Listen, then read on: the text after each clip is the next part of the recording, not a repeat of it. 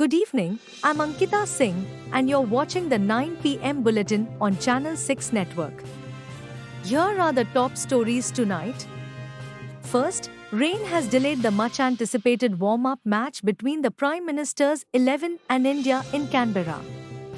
Key players such as Rohit Sharma, who is set to return for the second test, and young talents Yashasvi Jaiswal and KL Rahul were expected to feature in the game.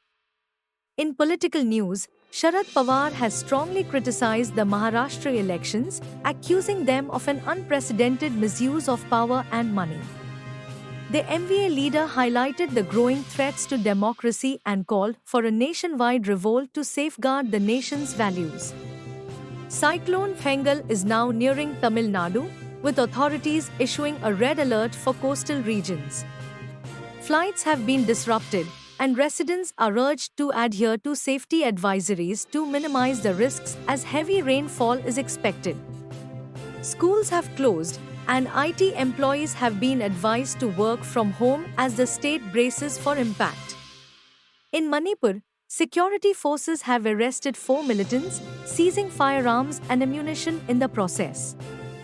These arrests are part of ongoing efforts to curb militancy and maintain peace amidst the region's long-standing ethnic and political unrest. Moving to Bangladesh, the government has frozen the bank accounts of ISKCON affiliates amid rising tensions over sedition charges.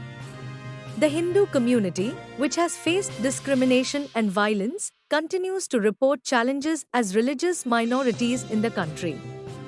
In Mumbai, the police have busted the Irani gang, responsible for over 70 crimes across the suburbs. The operation highlights the city's continued commitment to combating organized crime and ensuring public safety. Congress has accused the Election Commission of bias and plans to launch a nationwide campaign to address what it calls partisan functioning. The opposition party is determined to safeguard electoral integrity as the elections approach. Cyclone Fengal continues to disrupt Tamil Nadu, with flight services suspended and heavy rainfall forecasted. Authorities have raised alert levels at ports, warning of potential flooding in coastal and low-lying areas.